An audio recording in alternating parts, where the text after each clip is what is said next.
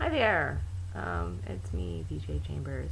I am attempting to do my very first video blog ever. So, what should I say in my video blog? Probably not going to be quite as smooth as my actual writing would be. So we'll see if it makes any sense at all, actually. Well, I was going to blog today a little bit about the shows that I follow and that I watch, which I always like to talk about. Namely, The Vampire Diaries and Gossip Girl. So last week, we're coming up on a new episode of The Vampire Diaries tomorrow, and we'll see what happens. And I think it's about the end of the season, so I don't know if this is going to be the season finale or if there's one more. I think it might be the last one. And I think that the last episode of Gossip Girl I saw was the season finale, but there might be one more of that one too. So I really feel like, well, in some ways, just embarrassed that I'm watching these shows, considering that their quality, I may overestimate their quality. I think what's been frustrating for me with The Vampire Diaries is it started out really bad. The first couple episodes were yicky, and I kind of stuck with it because I was like, well, I'm gonna watch anything that's on TV that's about vampires. I even watched that dumb show that had the vampire cop that seriously stole everything from Angel and Forever Night. I can't remember the name of it. I'll look that up and put it in the blog entry so you guys will know. So I watched The Vampire Diaries, but I felt like in the middle, this show just got amazingly good. There were these really intense scenes, and Damon was super creepy, and then and I was even along for the ride when they let the vampires out of the tomb, and then suddenly Elena's got a vampire mother, and then Catherine's still alive, and I'm like, okay, we've gone completely off the source material, but I was like, all right, I'm on for the ride. I'm going with it.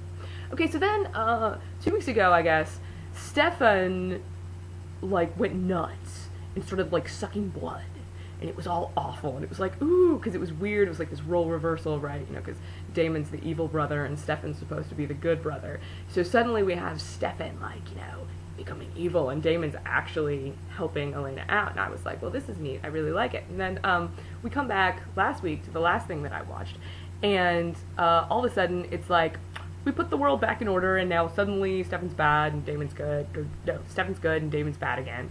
And it, I realized that part of the problem that I'm having with the character arc of Damon in general in the show is that it's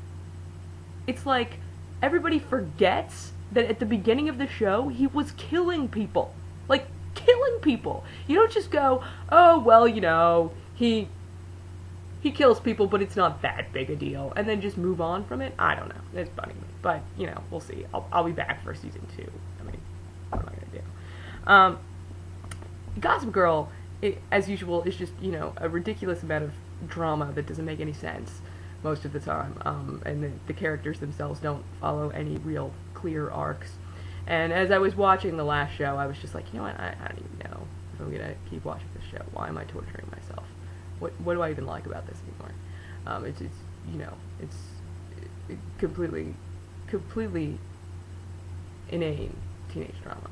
And then of course they ended the episode in a really, really neat way, and I was like, darn it, I think I'm gonna have to keep watching this show. There was a really neat scene between Blair and Chuck, and Chuck's character, he's completely so self-assured, and it's so sexy, right, that you just can't help it. And they are so devious together that, I mean, they're too much fun. So that was good. And then the last scene between Nate and Jenny, which is really a long time coming, because in the very first Gossip Girl book, there's a scene with Nate and Jenny, and I think he's feeling her up or something, because Jenny in the books has these huge tits. Of course they cut that in the television show, because why? Because all Hollywood actresses lose so much weight that they no longer have breasts. Yeah. Alright, so that's me in television, which is, you know, a very exciting part of my life. What has been going on with me?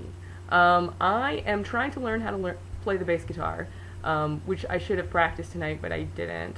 And I am still working on planning out the new Jason and Azazel trilogy, which I know at this point, so I was just going to let you know a little bit of what I know, which is not enough to start writing yet. That it's going to be titled, there's 3 books, and it's going to be titled, the first one is The Stillness in the Air, the second one is Between the Heaves of Storm, and the third one is That Last Onset. And yes, if you're a geek, you have picked up that those are all lines from an Emily Dickinson poem, I heard a fly buzz when I died. So of course, I just picked the lines because I thought they sounded cool, and then I thought, well, you can't do that, you know, you've gotta work this into it somehow.